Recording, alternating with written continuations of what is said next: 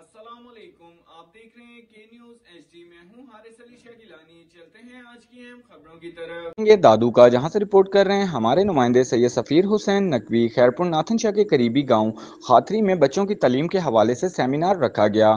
Khairpur Nathan شاہ تردیب rural development اور international rescue community کی جانب سے گاؤں خاتری میں بچوں کی تعلیم اجاگر کرنے کے لیے سیمینار رکھا گیا، جس میں طلبہ، اساتذہ، والدین نے بڑی تعداد میں شرکت کی۔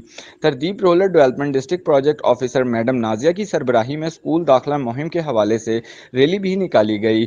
ریلی میں تعلقہ education officer الہوریو Khoso, head master رجب علی، TRDP education officer Abdul Khaliq, monitoring officer سید زین شاہ، امتیاز علی و دیگر نے شرکت کی۔